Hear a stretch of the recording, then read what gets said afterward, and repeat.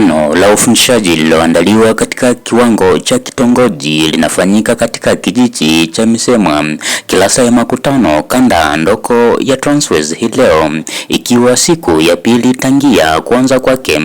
Lengo ni kutafakari na marafiki ambao wamekuwa wakishiriki katika shughuli za kijamii kuhusu adhari ya hizo shughuli kwa maisha ya jamii. Mada zinazojadiliwa ni zile ambazo zinahusiana na muono wa Bahaula kwa jamii, kutafakari kuhusu hatua ambayo kijiji cha Misemwa kimepika, kujadiliana kuhusu mada ya ujengaji jumuiya hai, kutafakari kuhusiana na shughuli nzima za taasisi. Miongoni mwa mada zingine, washiriki ni watoto, vijana chipukizi, vijana na watu wazima ambao wamekuwa wakishiriki katika madarasa, vikundi vya vijana chipukizi, masomo ya duara na mikutano ya ibada mtawalia.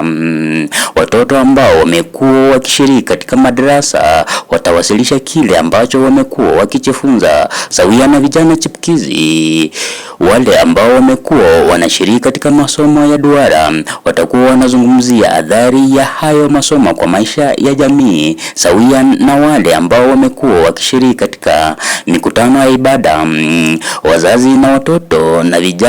Wazazi wa watoto na vijana chipukizi watakuwa wanazungumzia kuhusu mabadiliko chanya ambayo wameyaona kwa watoto na vijana chipukizi katika kanda ndoko ya Mkindi. Masomo ya taasisi yakiwemo ya kitabu cha kwanza na cha pili yanaendelea kwa minajili ya kupata wale ambao watakuwa waandaaji wa mikutano ya ibada na wale ambao watashiriki katika mazungumzo ya maana na yanayoinua katika jamii. Katika kanda ndoko ya Sharafu, ufundishaji unaendelea katika kilasa za watangulizi ikiwemo klasta ya South Bukusu na Bungoma Township kwa minajili ya kugawana na binadamu kuhusiana na muono wa Bahaula.